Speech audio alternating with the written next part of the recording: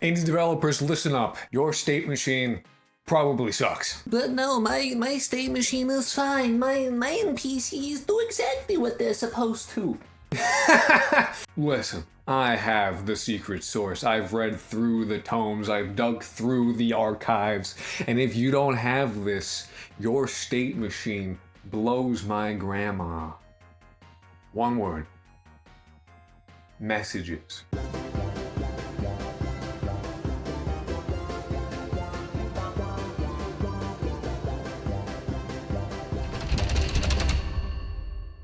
Before that though, a quick message from our video sponsor, fucking no one. I've gotten several emails from people being like, let's do a collaboration, and then fucking ghosted me the moment I said yes. Fuck you. Y'all suck. Especially this AI company, fuck you specifically.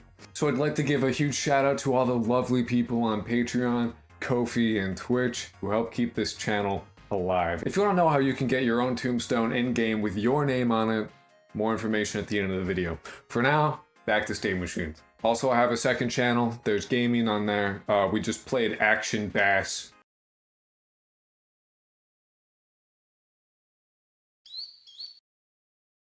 Check that out too. So I'm remaking my finite state machine. But why remake your finite state machine? Well, my finite state machine is not ideal. It's a little too simple, which isn't the state machine's fault. It's more of the project I'm using it. Listen, it's not you. It's me. The finite state machine that I currently have in game is from this video by Heartbeast. So if you need a simple finite state machine, or you're new to finite state machines and you want to understand it a bit better and you want to play around with how they work in a very basic level, then this video by Heartbeast is absolutely stellar. I absolutely recommend that you go and watch his stuff. He makes some great tutorials. I watched him all the time a few years ago. Great channel, great guy. Watch this man. But my game has grown in complexity since it was a shitpost about a square in love with a 3D dodecahedron. I'll never forget you, dodecahedron senpai. The issue with the current finite state machine is that it's too simple. It leaves a lot of improvement and functionality on the table that I need to take advantage of, particularly in the realms of maintainability, debugging, and optimization. To understand what I'm talking about, it might be prudent to understand what a finite state machine even is. So, according to Google's AI, why are we using ChatGPT/generative AI? Especially you as a game developer, you make art. Games are a form of art, like sculpting, poetry, etc. Can we not support generative AI, please? I'm gonna try not to be mean here in responding to this. I have a bit of a penchant for sarcasm, especially for the sake of a bit, but you understand that in game development, you do programming, right? Like math and ordering a series of logical operations where there exists literally zero artistic expression at all. For example, if you can tell me where the artistic human expression exists in what I'm about to show you, I will give you a ham sandwich and a good job, son. Okay, you ready? You ready for this? All you gotta do, tell me where the human artistic expression is this. That's okay, no, I'll wait. You got time. If you thought there isn't any, no shit. Listen, brother, I'm using AI as a consultant. To give you an example of how I'm using AI, we recently went from a school to a town. In doing so, we made the level significantly larger, and loading into the level took significantly longer. So I looked to see why the level was taking so long. What function was causing the level to take so long to load? And as it turns out, it was the minimap initialization code. In other words, constructing the minimap was taking significantly longer. 141 milliseconds to be exact. Not good. So I could go to Reddit and ask what possibly I could be doing better, what could be wrong with it. But given that anytime I've ever asked a question on Reddit, I've always felt that I am speaking to my homies with extra chromies. It wasn't exactly my first pick. I think I'd rather roll some rocks around and try and glean something from the patterns they leave in the dirt. So I took my code and I went to ChatGPT instead, and I asked ChatGPT what things I could improve about my code, where it might be slow, and it told me things like, well, you're remaking this variable over and over again, you should probably not do that. And it also told me things that were just patently false and would break my code and make things not work properly. That happens, but when it told me about this, I thought about my code a little bit more deeply, and I realized that there was still improvements to be made, just not the thing that it was telling me to do at all. See, one of the things AI is good for is idea nucleation points.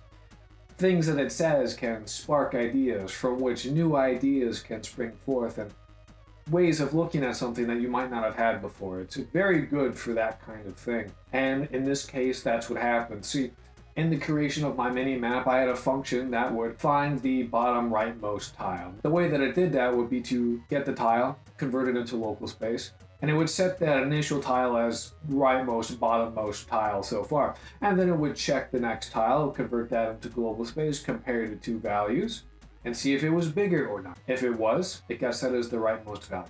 And what I realized is that I didn't actually need to be converting each and every one of these tiles into global space. I could in fact know that a tile was more right and more down than the other tile by the cell coordinates themselves. Tile 1, 1 is definitely above tile 1, 2.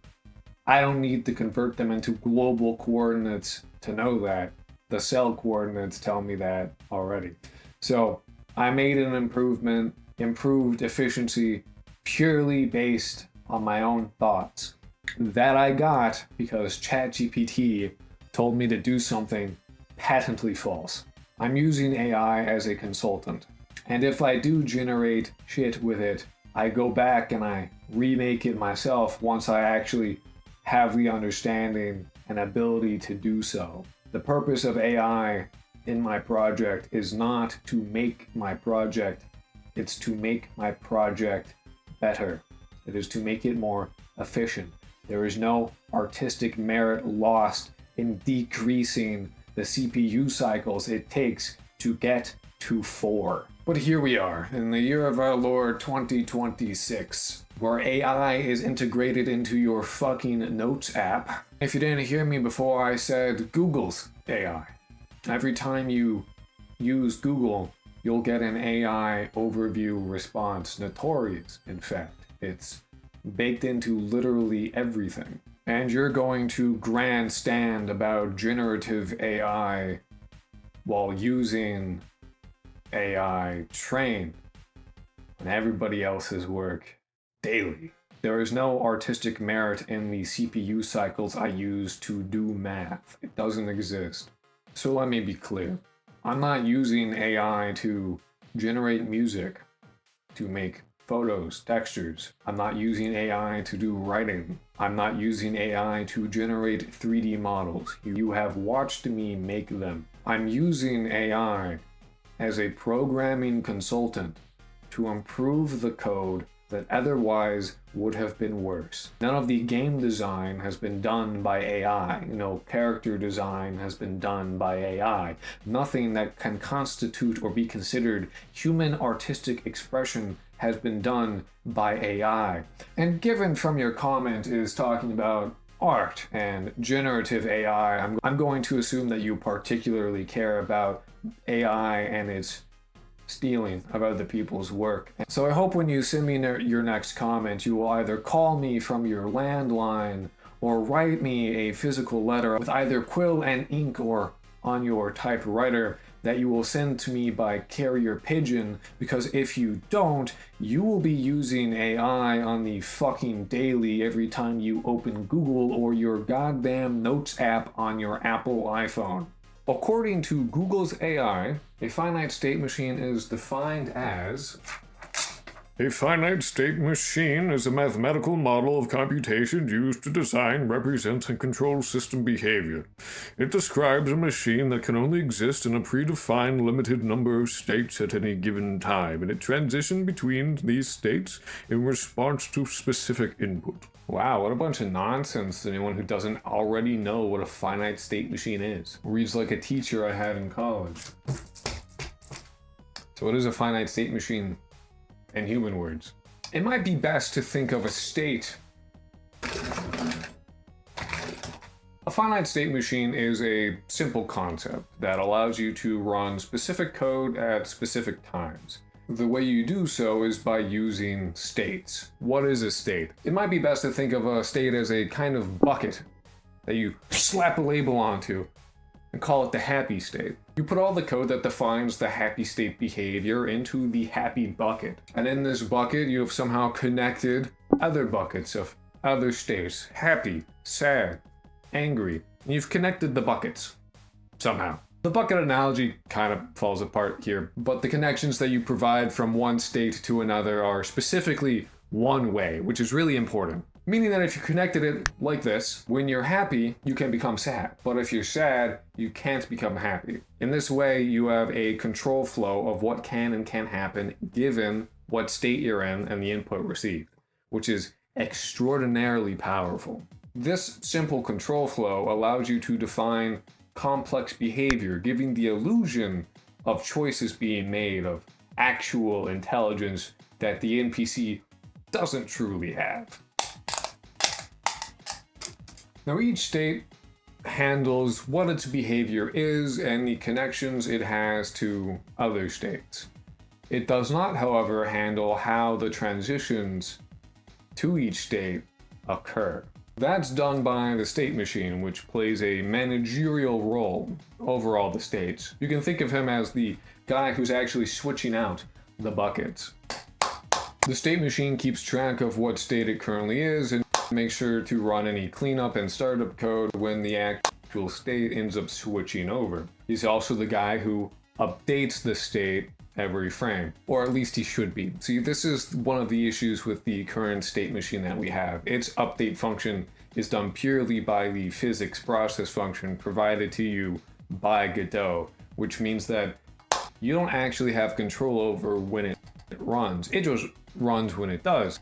We don't control when or which NPC updates at what time. They all just update all the time. And in fact, they all update every frame, which is not a huge deal when we only have 20 or so NPCs, but when we have 200 possible love interests and guards and shopkeeps and special NPCs that do specific things, having them all update each and every frame starts to become a bit of an issue, especially when we don't actually need to be updating everyone all the time. So there's clearly some improvements that we can make to the current iteration of the state machine, but not enough to really warrant remaking the whole thing. Why not just add that in there? Well, so what you should do is define an update function per state, and then you can call that function through the state machine. So it looks something like state machine.currentState.update. You can provide a kind of chain reaction of sorts. You have the update function on the state, and then you have the state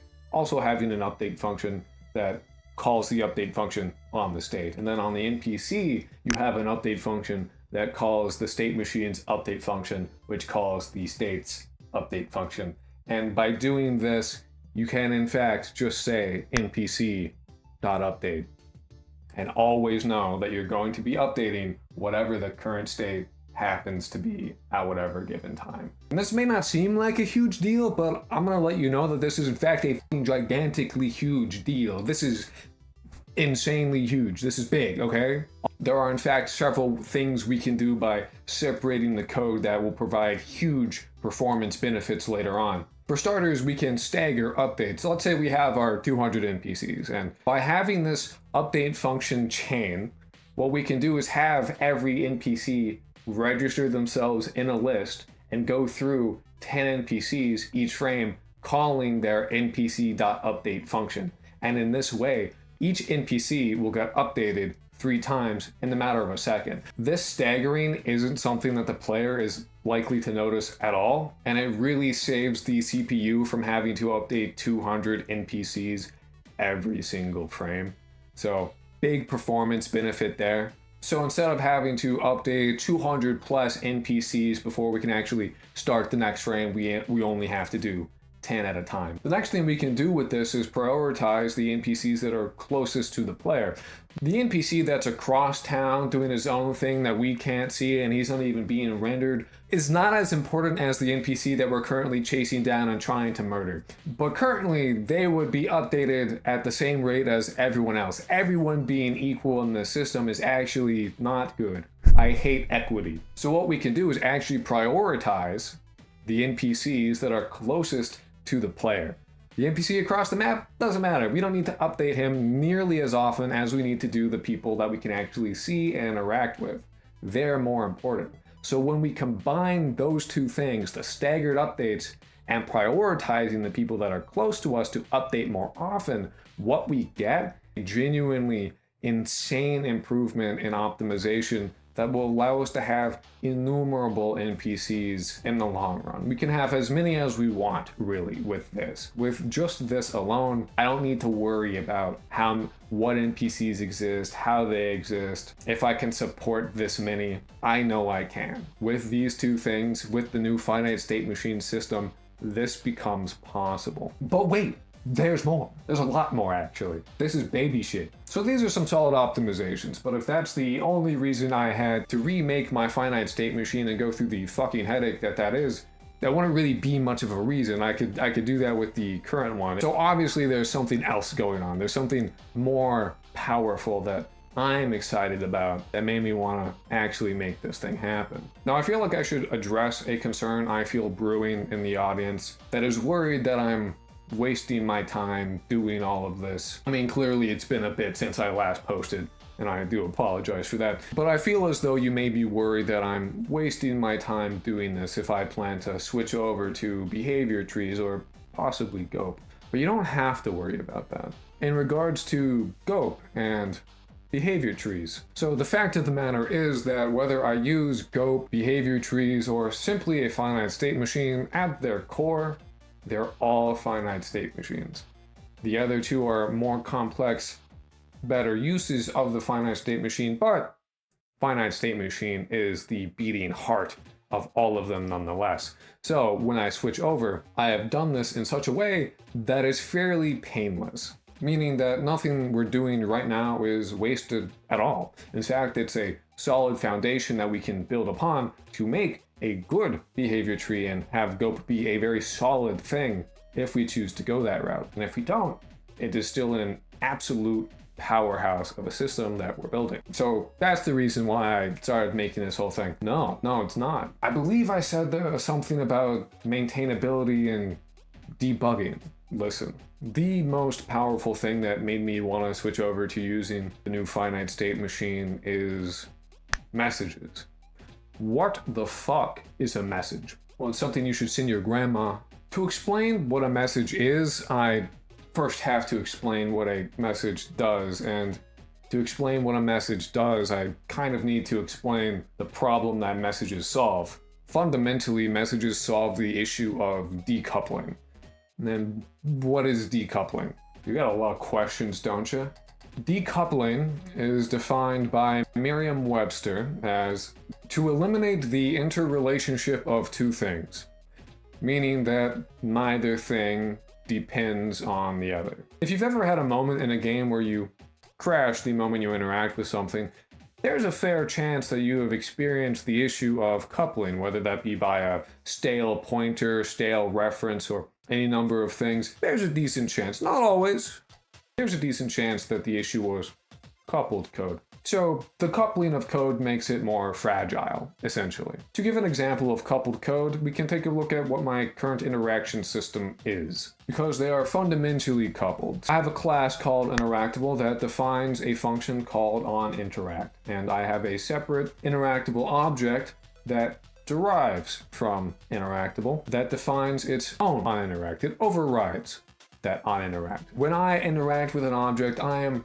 fundamentally getting a reference to this object and directly calling the onInteract, meaning I have one object, me, the player, and the other object, the interactable, and I am saying, hey, you specifically, I am running its code from the player, which is coupled. Now, I have a safeguard for this. The whole reason I have an interactable class and an interactable object defined separately is so that if I forget to define the onInteract function in the object itself, the thing I'm interacting with, then it doesn't immediately crash. It has a fallback function. This I will be replacing with messages, which you'll see why. But this is an example of coupled code. If I didn't do this and we tried to run onInteract on an object that doesn't have that, the game crashes immediately. But you may be wondering, how exactly do I run code on an object that I don't have a reference to? How do I do this? How does it know to run if I don't tell it to run? How does that work? Good question. You may be surprised to hear this, but the answer is messages. Messages are a teeny tiny little piece of information that contain 3 to 4 things. An integer, the person sending the message. Another integer, the person receiving the message. A third integer, the message itself. And an optional piece of extra information if it's necessary. And the astute among you may be thinking, but if we don't have a reference to the NPC we're trying to send the message to, how do we send them the message? It's a good question. Very smart. The answer is a message router. The message router is a singleton. It's an object that everybody has reference to, but only one of it can exist during the runtime of the program. You ask the message router to send a message of X, provide your ID of Y to recipient W, right? With this information, the message router will create the message and send it off to the person you intended it to go to. And the person who receives the message will then decide what they actually want to do with it. And that's the key right there. That's where the power comes in. This is how we can call behavior on other objects without directly referencing them. We ask for their ID and we send the message, and then they get the message and they then do a thing depending on how they want to handle that message. All we need of them is their ID, which is fairly trivial to get. The beauty in the system really lies with how messages are handled. See, the NPC getting the message doesn't need to give a fuck about the message at all. Each state on the NPC has its own message handler, meaning that messages are handled by the state, which may seem weird at first, but is actually incredibly powerful and is 100% the way to do things. Let me explain. The function is essentially a switch statement, and I know, oh, switch statement, oh god. It actually is a beautiful use of a switch statement. It is fan-fucking-tastic. It is creme de la creme. Optimal use of a switch statement is beautiful, truly. So because messages, the actual message itself, are defined by an enum, and switch statements only work on discrete constant values known at runtime, say 1, 2, 3, 4, 5, and 6, not X, Y, and Z. And switch statements provide a default case if none of the other cases happen to be true. It is perfect for message handling. We can define a default case, which may just be to ignore the message entirely. If we don't specifically say, oh, we can accept messages of this type, we don't need to. We can just ignore it entirely. It doesn't matter. So instead of the program crashing because it doesn't have a function for that, it just throws it away, doesn't need it. It's that easy. So we can send the same message to an NPC, but depending on what state they're in, they'll react differently. Let's say we try and start up a conversation with our friend Pete. We send the I would like to talk to you message. We have a conversation, and it's great. Now let's say we try to interact with Pete while he is asleep. Well, he might wake up, but he might not. It might fail. Because he's asleep, he's in a sleeping state. Same message, 2 different reactions.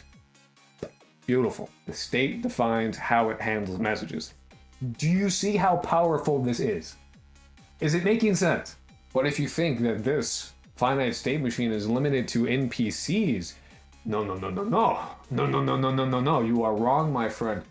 Take the humble door, for example. So let's say we interact with the door. We send it a message, interact. Simple message, interact. It does one thing, okay? It is currently closed, this door. When it receives the message, interact, it opens. It does the opening thing that it needs to do. It does all that shit. It transitions into an open state. It's beautiful. Then we interact with it again. Same message, nothing's changed. but it's in the open state now. So it goes, oh, I need to transition into the closed state. And it does all the closing things it needs to do. Beautiful. Fantastic. Now let's say it's jammed and we try to interact with it. It tells you to fuck off. It doesn't do anything, which is handled very simply in the fact that we have a default case that does nothing. It just drops the message, same message, 3 different reactions, each independently handled by the state that the object we're sending the message to is in. And if it doesn't have a thing that explicitly says, I can handle this kind of message, we have a default case that will handle it anyway. Do you see how powerful this is? And it gets better. Messages are incredibly useful for generating log files, which is incredibly useful for debugging. Because it means that we know why an NPC is in a current state, what got it to that state, who sent the message to get it to that state, and then we can follow back the chain to see how things happened and unfolded with timestamps, with who sent who what, and what happened as a cause. Which I get, 20 NPCs, who cares? But when we have 200 plus NPCs that can now send each other messages because they use the same messages that we do to interact with everybody else, we'll know what caused what, when and where and why. It is so good. Do you see the power contained within messages? And it's easy to do. It's like 2 lines of code. At the top of the switch statement, say, hey, make a log saying I got this message from this guy. That easy, okay? Then in the switch statement, log the response. Say, hey, I got this message from this guy. I'm transitioning to this state now. I'm doing this thing. Super easy. Stupid easy.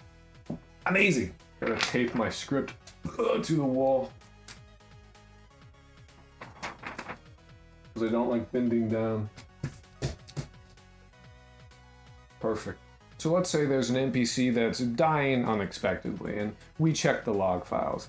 What we'll see is that the NPC is sending itself a message to take 10 damage because it encountered a hurt box spawned by this other NPC. Wait a minute, did I just say that an NPC sent itself a message? You're goddamn right I did. That's absolutely a thing you can do. And it has untold possibilities that you can do with it. Like poison, for example. Send yourself a 10 damage message every some odd seconds. That easy, okay? Poison done, mechanic done. With no effort. Do you see the power contained? Are you seeing what I'm seeing? And then once its health hits 0, it sends itself a message to die. Okay? That's how that's handled. It's so easy.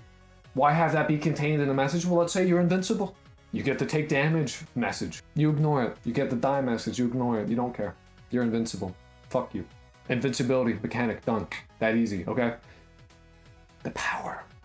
But yeah, that timer message that I was talking about earlier, oh, you can do a lot with that. You can do a lot with that. Let's take a grenade, for example. It has a timer on it. After 10 seconds, it sends itself a message saying, explode. Done. Did it. We have a grenade now. It explodes after 10 seconds because it sends itself a message. It's that fucking easy. It's that easy. Meaning, we can also have anything else send it the explode message. Say we get fire near it. Explode. We have some detonator, explode message. Like, these things get tremendously easier and decoupled with messages. They're so powerful. I genuinely do not understand how I've gone years doing game dev as a hobby and never even fucking hearing a whisper about messages. These are so fucking powerful. Find yourself a copy of this book if you want to know more about it. Like, it's all described here, and you can get it for free online. I'm not going to tell you where, but you can find copies for free online. They're not going to come with a cool CD in yellowed plastic like I have, but also I got this on eBay for $6.55. So that's up to you. I'm just saying. 26-year-old tome of knowledge is kind of kick-ass. A few things before we actually get into my experience implementing all of this. Remember how I had Mr. Jippity write that program to take a PNG and make it into a 1 byte per pixel image that I would then recolor and reconstitute into the game? Well, a few streams back, I actually went through, read every line, made sure I understood it, actually knew what was going on, and I rewrote it myself in I tried to make some improvement. One of those improvements broke the thing in a really weird way. Had to undo it. It's the whole thing, right? Point being, for those of you who genuinely thought that I would never get back to rewriting that program myself, I want you to write Beluga Whale in the comments. I've been fairly earnest in my usage of AI and the making of this game. I would appreciate some humility from you as well. Be open, be honest, it's a safe space. I'm not gonna shit on you for being wrong. I've been wrong before and I'll be wrong again. It's part of being human.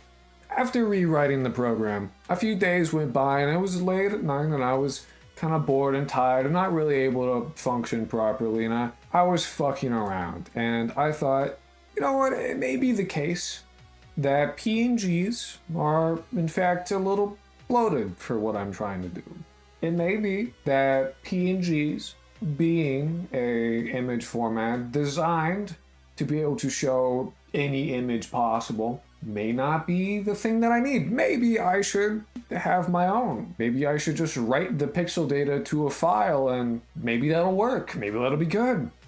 And as it turns out, I wasn't exactly wrong. So you see the worm on the title screen, this silly little guy? That is in fact my own file format called wrm.wrm worm files, which are actually smaller than the PNGs I was using. So what started off as me rewriting a program turned into me having my own file format that is genuinely useful and I'll definitely be using in games going forward.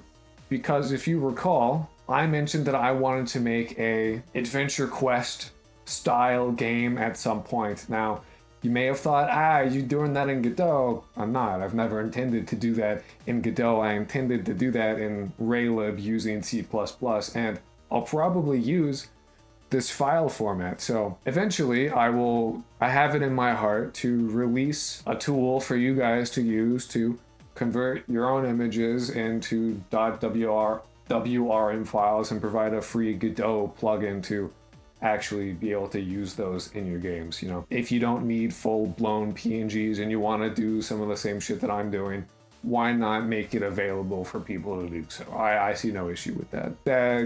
We'll see. But yeah, no, I plan on having my Adventure Quest-like style game be made in purely C++ using Raylib as a framework to make that happen, so I can better learn C++, because reading is cool and all, but actually putting stuff into practice makes you learn a lot more, and it'll be a lot nicer, because again, I actually want to be good at what I'm doing. I'm not just like doing this for the fucking hell of it. I want to be good at this. I desire proficiency, and I want to bring you guys along with me for that ride. I want to show you what it looks like for someone who actually, part of the reason of this channel, part of the purpose of this channel is to show you what it looks like for someone who is not exactly skilled in what they're doing.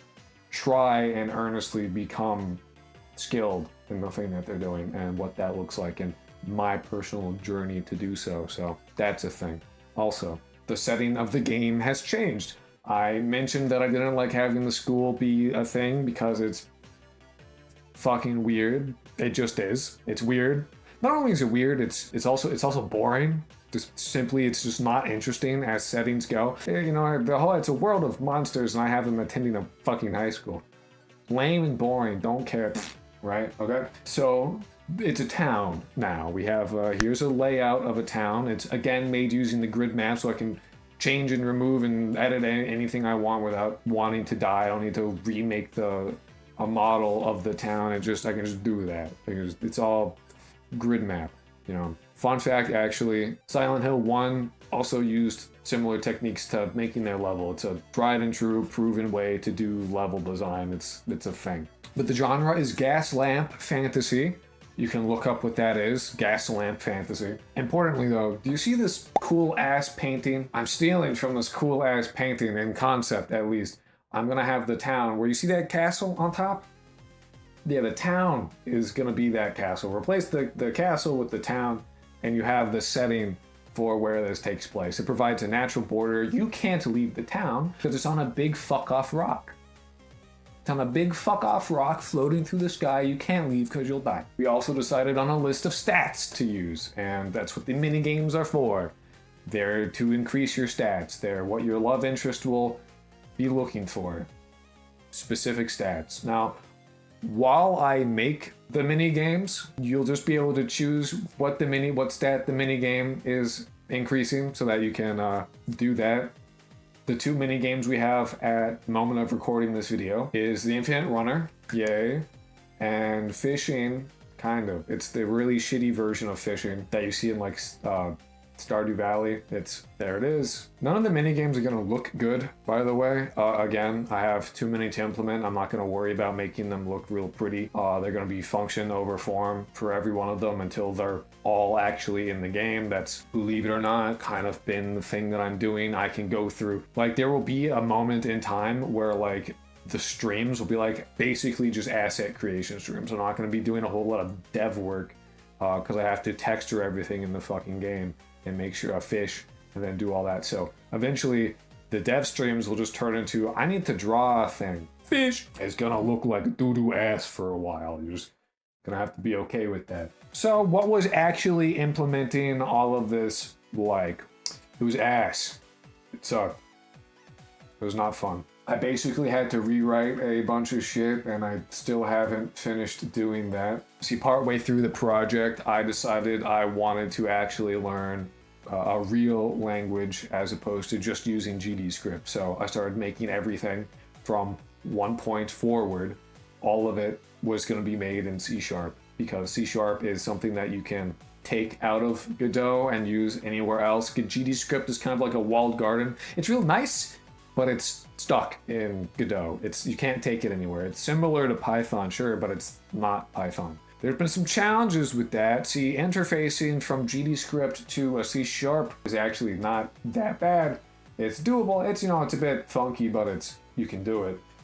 Interfacing from C# to GDScript, however, is basically fucking impossible. You're gonna have like Godot variant errors because nothing is typed properly and it sucks ass and I hate it. So it's like never worth actually doing. If you can rewrite it in C#, you just should.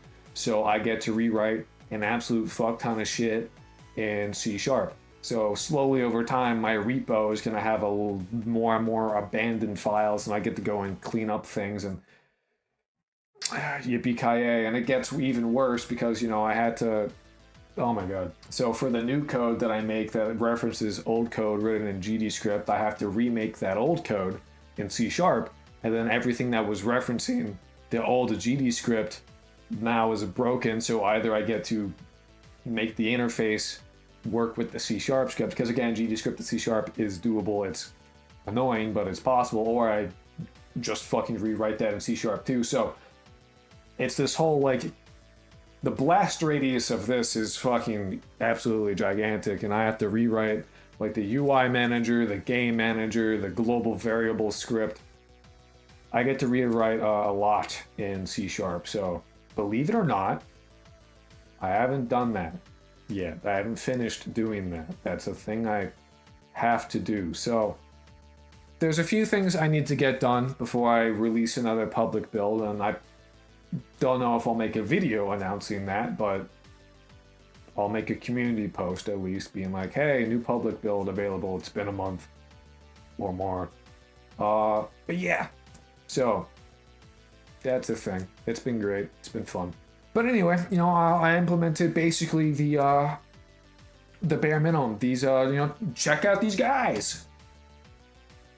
They're fucking smoothing. You have no idea how long it took me to make these guys fucking move. 7 hours. It took 7 hours to make these guys fucking move. I hate navigation in Godot.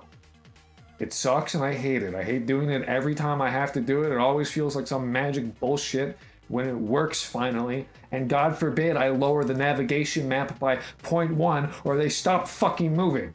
I hate it. I hate it so much. And I hate it because I don't know why it does what it does. I hate it. I hate it so much. But they move now. They move. They're using the new finite state machine. They receive signals. Look, broadcasting is a thing. I didn't mention that, but wow, you can send a message to literally everybody really easily. Another benefit of messages. It's crazy. Wow. You know, we can do cool shit. I've cut down this video by a fair amount. It's probably obvious. I had to rewrite it. Stuff changed. It was this video has been a bit of a mess for me in several different ways. I wanted my NPCs to have like structured inheritance. So my plan was this. You would have a NPC, and the NPC would be a node 3D, so it wouldn't have the ability to see things or move around, but it would have a position, and it would register itself with the message router. It would delete itself from the message router when it dies, and it would get a state machine and have an initial state and start like that, right? And what I would do is I would have the shopkeepers inherit from this NPC class. And the reason being is they don't need to move. They don't need to see. All they need to do is be able to get messages and have a state. They don't need more than that. So then I would have another child class of the NPC, and we're gonna go down the ladder like that real quick, right?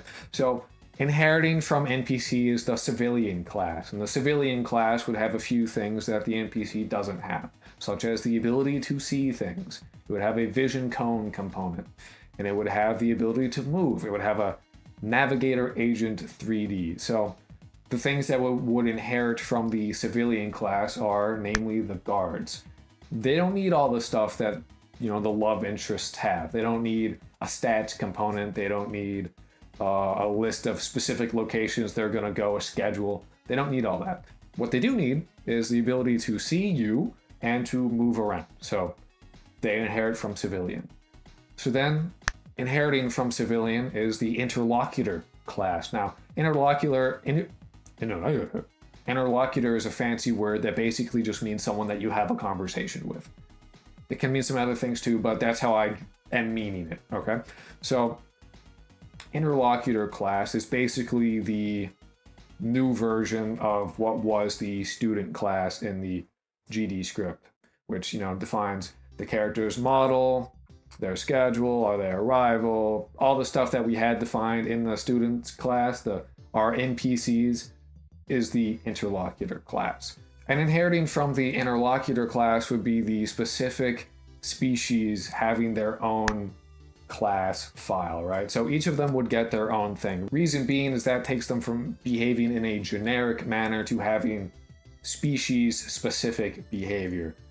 For example, the Wendigo, its most known defining feature is that it's cannibalistic in nature, right? So I think it should react to dead bodies. I think when it sees a dead body, it should enter a kind of feral state, eat the body, and then attack anybody who's near it for some amount of time. If they die, it re-triggers the feral state and kind of have this cascading chain reaction kind of thing, which is inherent in the Wendigo and nobody else, unless they also have a kind of feral state. But it takes their species, it adds species-specific behavior to them. So it's one of those things where it takes their species from being that's, you know, a cool artistic thing, but doesn't actually mean anything, to, their species matters mechanically. So the way that you kill them and their specific species behavior matters, right? They are mechanically, their species is mechanically important. So to do that, we need to inherit from the interlocutor. That was my plan. However, that didn't work out exactly as planned, because the civilian class, what I wanted to do there was for it to inherit from the NPC, which is a node 3D, but then itself be a character body 3D so that it can move around properly, you know, have a velocity and have access to all that. However, Godot doesn't let you inherit from two different places at once. It's very lockstep, lock and key into that composition framework. So NPC got to be character body 3D as well, which means that shopkeepers are a bit heavier and certain NPCs are a bit heavier than they ought to be. But at the end of the day, most NPCs would be having a character body 3D be their root node anyway. So it's not really that big a deal, but it did throw me for a loop for a little bit. Kind of annoying. Not a huge deal. Oh well, you know, it is what it is. Anyway, I apologize for this video taking so long to make. I've been going through some personal things that are unrelated to you guys and don't really, you know. But like I said, on the bright side, we're working on mini games now. So if you join some of the streams until all the mini games are done, we're going to be working on those pretty much the entire time. We only have 2 so far, so we got a lot more to do because we have a fair amount of stats I got to increase, and we got to do like the cleaning ones, which I imagine we're going to work on the cleaning one next, again, from the standpoint of today. What day is it? Given that time frame of what day it is currently right now when I'm recording, what I think I'll next work on is probably the cleaning minigame, which will just be like a old Flash game style scrubby thing. Make sure that you don't look like shit. And then we'll probably do the dress up game, which, you know, will affect your style, that kind of thing. So like a bunch of mini games to affect different stats is how I want to do it. I don't want them, as long as they're not boring, it's fine. I don't want any of the mini games to be like, oh, I have to play this. It's more of like, I would rather you have the experience of, oh, I wish I could play a bit more of that, and then move on, right? The fishing mini game kind of blows. Not a huge fan of it, but I wanted the first mini game that I made to be the fishing mini game. I wanted that to be, if ever I have a mini game in any game, I want you to understand, no matter what game I make, I mean this, even for the Adventure Quest game, there will be a fishing mini game in literally every fucking game I make. That is required. It's not a joke. I didn't joke about that. There will be fishing mini games. Anyway, when I will eventually get back to it, but I want to add a better fishing mini game where it kind of like action bass, which by the way, we played on the second channel just recently. Here's a video of it. Maybe. Probably not uploaded yet. Probably haven't done that yet, but check the second channel if you want to see eventually a VOD about action bass. But yeah, so eventually I want to get back to it. So, but you know, again, we'll use the finite state machine for that mini game. The bass will have like searching state and oh, message received, bait, I'm hungry. Do you see how important this finite state machine getting this is? It's important. It's a big thing. Fishing derives from finite state machine. You like fishing, then you have to like what I'm doing right now. You may find it boring, but if you like better fishing games, then you like finite state machine. I'm just saying. Anyway, for the gaming channel, I'm switching shit up. I found the doing daily uploads there to be a little boring, but every Friday we're doing fishing Fridays. So we're gonna do a bit of work on the game, and then we're gonna play some fucking fishing game from some fucking console. We're gonna start with the old ones first. So next Friday, Sega Saturn fishing game. If I have the money, I would buy a disc of it, but I don't. So we're emulating that. If you want to have your own tombstone in the game, or right next to where you spawn, behind the church, with your name on it, with a little custom text and date showing when you've supported and when you've stopped, or whatever, there is a link in the description. The highest tier on Patreon gives you access to that immediately, and if you donate an equivalent amount, you also get a tombstone as well. I'll see you guys in the next video. Peace.